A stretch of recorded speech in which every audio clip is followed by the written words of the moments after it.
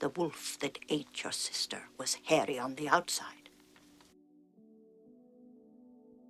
We don't deal the deck down here. We just play the percentages.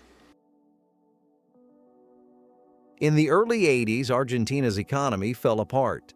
Hyperinflation gutted the peso, and while that was a catastrophe for 40 million Argentinians, one man in Los Angeles saw an opportunity: Roger Corman, the king of the B-movies.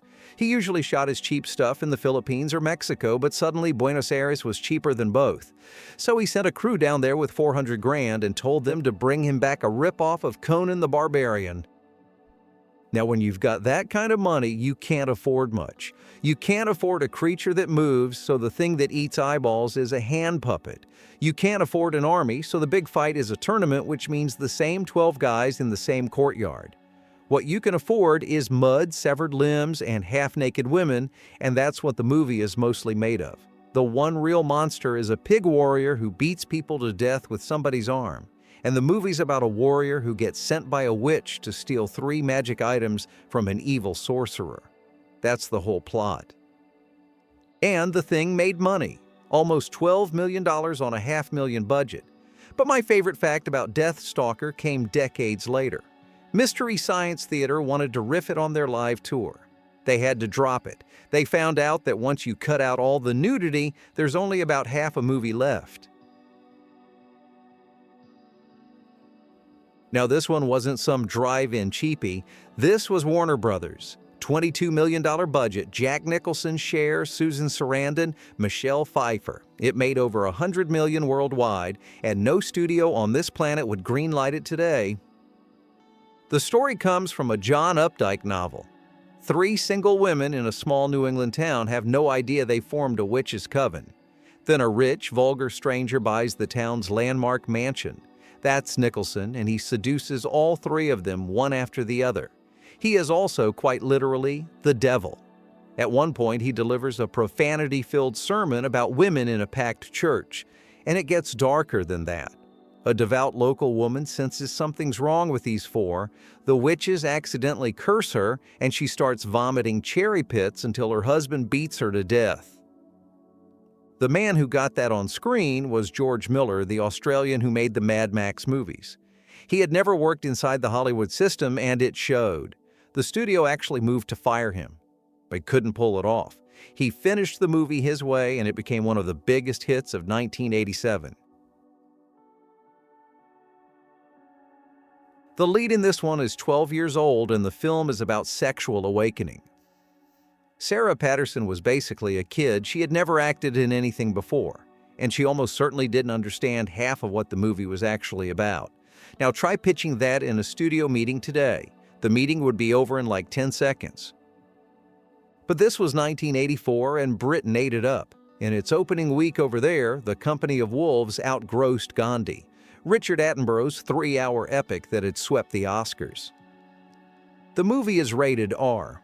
Neil Jordan filmed it 10 years before he made Interview with the Vampire. It's built out of Little Red Riding Hood, and every piece of it has been rewired. The Red Hood is her first period. The path through the woods is every rule a girl gets given about staying pure, and the wolves are men. And it's a fantasy horror film on top of that. There's a man who tears his own face off, and there's a wolf underneath. There's a wolf that comes crawling out of another man's mouth. This one has a man dying in it, a real one. I'll get to that. First, the movie, because the movie is glorious nonsense.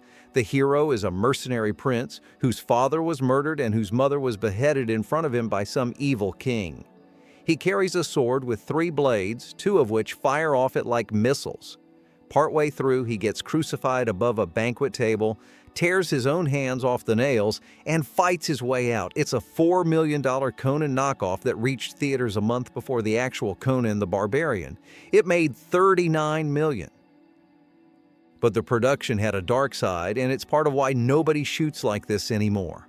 On the 25th of August, 1981, they were shooting a cliff jump at Bronson Caves in Griffith Park. The stuntman was Jack Tyree, Vietnam veteran, 10 years in the business. He'd worked on Planet of the Apes. He went off an 80-foot drop, missed the airbag by 2 feet, and he died there. And the footage stayed in the film. His family gave permission and the production kept it. So in the movie, you watch him leave the cliff and then it cuts away partway down. Conan the Barbarian opened in the summer of '82, and Roger Corman looked at the weekend numbers and picked up the phone. He called a writer and told him to go write a sword and sorcery script and to do it fast. To direct it, he went after Jack Hill, and Hill was a real filmmaker. He made Coffee, he made Foxy Brown, and Tarantino called him the Howard Hawks of exploitation. Hill took the job because he thought it could get him back into the real Hollywood.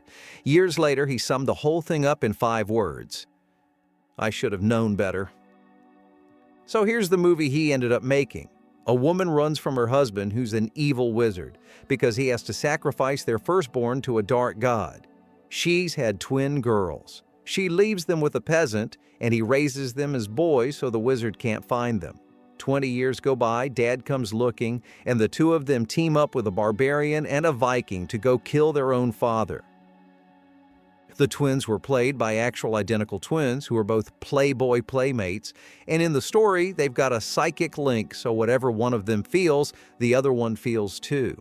And the movie makes absolutely certain you understand that this includes orgasms. There's a whole scene built around it. Corman took the finished film and cut it up himself, and when Hill saw what was left of it, he asked for his name to be taken off the credits. He never directed another movie. 2 years later, Corman made another one, and this time he had an actual television star. David Carradine had spent years on Kung Fu playing a wandering Shaolin monk in the Old West. In this movie, he played more or less the same character, except now he walked into a village on a desert planet and set 2 warlords against each other. The script was written by William Stout. He was an illustrator who had worked as a production designer on both Conan movies.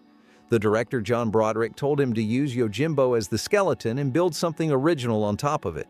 And Stout took that seriously because it took him 8 drafts to strip out every last similarity. Then Broderick took the script, took Stout's name off the cover, sold it to Corman as his own work, and rewrote every bit of Yojimbo straight back into it. Except now, the lead actress wears a G-string and nothing else for all 81 minutes. And she shares the movie with a 4-breasted wasp woman and a telepathic lizard puppet. There's also no sorceress in it. Corman's answer to that was that a title exists to get butts in seats.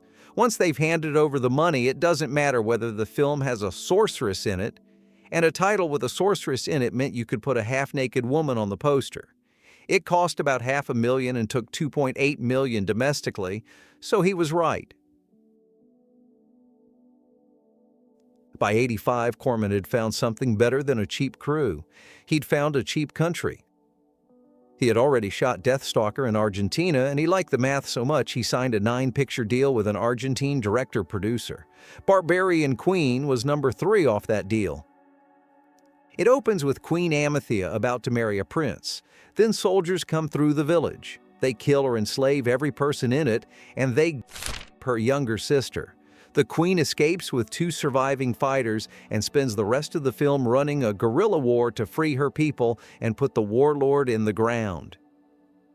That's the first act of a movie that also went out under the title Queen of the Naked Steel. And that title is the honest one. Nobody is building a summer fantasy film on that opening now. Not with as the engine, not with that title, and not with the poster they used to sell it. The lead went to Lana Clarkson, 6 feet tall, blonde, and she'd had a small part in Deathstalker. Corman apparently liked her enough to give her the whole movie. She did every stunt herself, all the sword fights and all the horse riding. Decades later, Corman was still calling her the original Xena, and he was convinced Barbarian Queen was where Xena Warrior Princess came from. Charles Saunders was an American who moved to Canada rather than get drafted for Vietnam. He ended up in Nova Scotia working as a journalist, and on the side he was writing fantasy, and he built an entire subgenre that hadn't existed before. He called it Sword and Soul. Same swords, same monsters, same magic as everything else on the shelf, except set in a version of Africa instead of a version of Europe. He wrote the stories, he adapted one of them into a screenplay himself, and that screenplay found its way to Roger Corman. Corman turned it into 76 minutes of blonde American women in fur-thong bikinis. The bones of his story are still in there. A woman warrior gets a vision telling her to find a sword that can kill the sorcerer who's enslaved her people. She's stuck traveling with the daughter of a rival family, and their mothers have a blood feud going back generations. That part works. But then there are the skinny-dipping ambushes, and a shape-shifting lioness who turns into a woman and stays naked from that point on. Charles Saunders died in 2020. He invented Sword and Soul, and he never got mainstream recognition for it while he was alive.